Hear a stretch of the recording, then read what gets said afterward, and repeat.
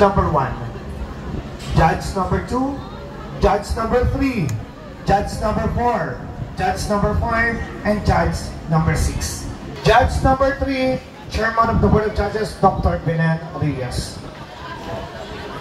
Ano sa tingin mo ang pinakamaganda mo o tinataglay na katangian? At bakit ikaw ay magiging karapat-dapat na kilanling Miss Palengke 2025? Bakit? Ulitin mo ang tanong. Ano sa palagay mo o sa tingin mo ang pinakamaganda mo na tinataglay na katangian? At bakit ikaw ang karapat-dapat na kilanling Miss Palengke 2025? At bakit? Ang pinakamaganda ko pong katangian ay ang pagiging mabait sa lahat ng taong aking nasasakupan, ang pagiging masayahin ko pong tao, at aking pagiging mabigay sa mga taong mga may kinakailangan sa kanilang buhay.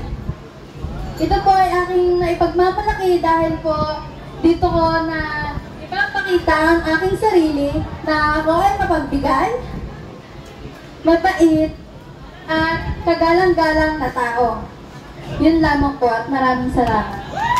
Judge number 6, Chairman of the Board. Okay.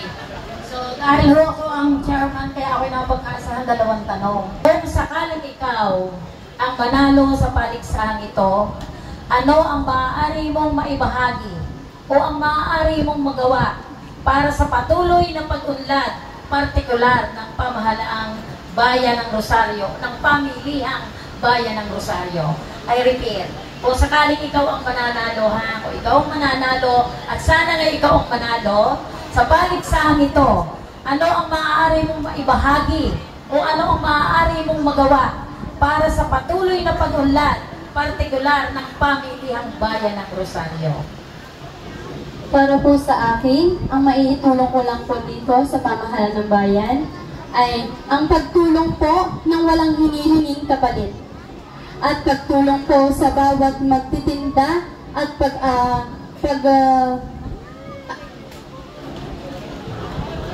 pagpapaano po ng mga customer na muling bumalik-balik dito at para po makatulong po tayo sa bayan ng Rosario. Para po mapaunlad natin ang bayan ng Rosario at magkaisa tayo upang maganda po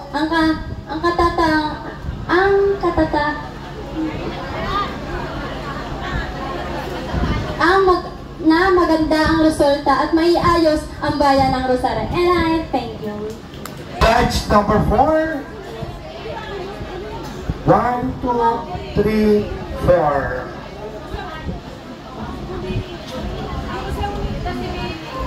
Magandang umaga, candidate number 6. Kung hindi ka mananalo sa gabing ito, ano sa tingin mo ang pagkukulang mo? Kung hindi ako mananalo sa gabing ito, ang pagkukulang ko ay wala. Dahil alam ko sa sarili ko na lahat ng best ay ginagawa ko. At alam ko din sa sarili ko na mananalo ako at also to be shine to all the vendors out there. At masasabi ko rin na kung ako ay hindi mananalo, hindi ko to tatanggapin bilang isang pagkakamali. Kundi tatanggapin ko to upang maging inspirasyon sa mga susunod na laban na kakaharapin ko. Thank you! Judge number 2, Ms. Sida Villanueva Alday.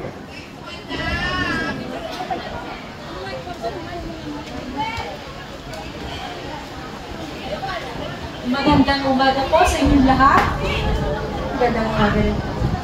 Kung ikaw ang mananalo bilang Miss Palengke ng Bayan ng Rosario, ano sa tingin mo ang wala sila na meron ka para manalo ka? Bilang isang Miss Palengke, ang wala sila na meron ako ay confidential. Ako ay tumayo sa entabladong ito na may puro ng aking confidence. Ako sa sarili ko, alam ko na ako ay isang magandang, maayos na kandidato at ang wala sila ay isang confidence. Yun lamang po at maraming salamat.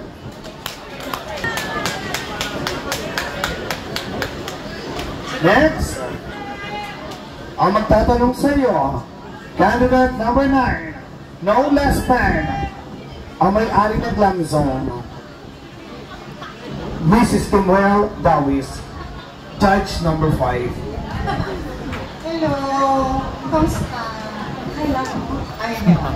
So, ito yung tanong mo ha, So, kung magiging produkto ka sa palengke, ano ka at bakit?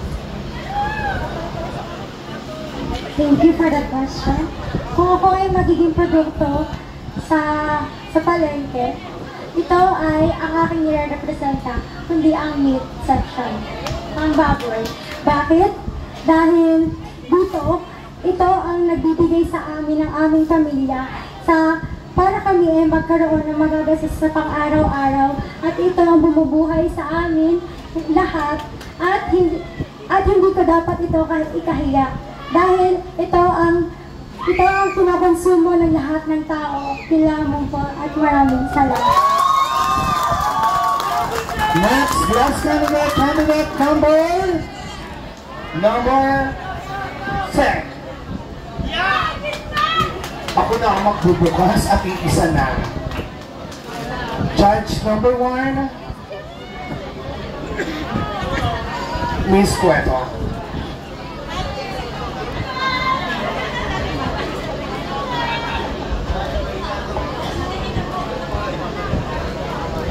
Good morning.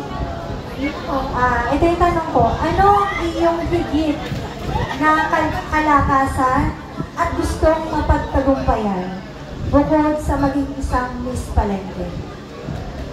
Uulitin ko, ano ang iyong higit na kalakasan at gustong mapagtagumpayan bukod sa maging isang Miss Palengke? Thank you. Thank you din po. Kalakasan po ng loob.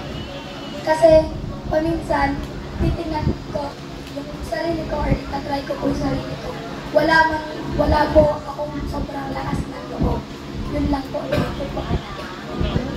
Thank you so much, candidate number 10. And that completes our Q&A portion for our top 6.